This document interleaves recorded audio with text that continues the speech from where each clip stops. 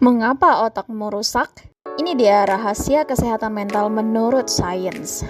Pernah nggak sih merasa cemas tanpa alasan? Atau bangun tidur tapi rasanya energi sudah minus? Banyak yang bilang itu kurang motivasi. Tapi sains punya jawaban yang jauh lebih gila. Otakmu sedang mencoba menyelamatkan dirinya sendiri. Hari ini, kita bedah apa yang sebenarnya terjadi di dalam tempurung kepalamu. Kita hidup di zaman di mana stres adalah oksigen baru. Masalahnya, evolusi kita nggak didesain untuk notifikasi 24 jam untuk tuntutan produktivitas gila-gilaan.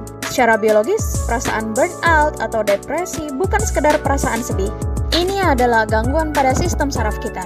Saat kamu stres, hormon bernama kortisol membanjiri sistemmu. Dalam jangka pendek, bagus untuk bertahan hidup. Tapi dalam jangka panjang, ini mulai memakan hipokampus, bagian otak yang mengatur memori dan emosi.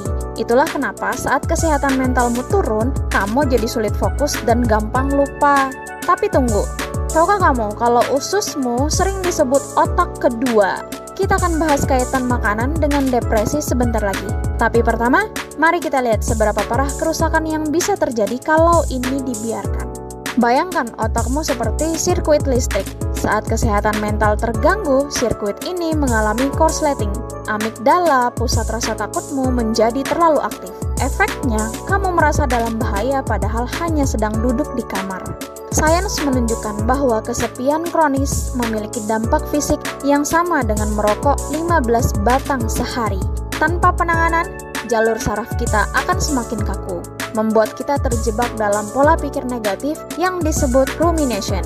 Kamu bukan malas, kamu hanya sedang terjebak dalam loop biologis yang rusak.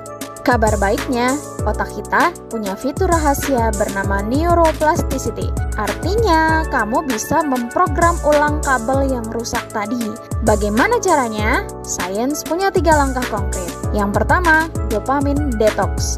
Hentikan stimulasi berlebih dari ponsel. Ini memberi ruang bagi reseptor dopaminmu untuk kalibrasi ulang. Yang kedua, the 10-minute sunlight. Sinar matahari pagi bukan cuma soal vitamin D, tapi soal circadian rhythm. Ini mengatur hormon melatonin dan serotonin yang menjaga moodmu tetap stabil. Yang ketiga, stimulasi vagus nerve, pernapasan dalam atau deep breathing. Secara fisik mengirim sinyal ke otak bahwa kita aman. Ini mematikan mode fight or flight secara instan. Langkah terakhir ini adalah yang paling sering disepelekan.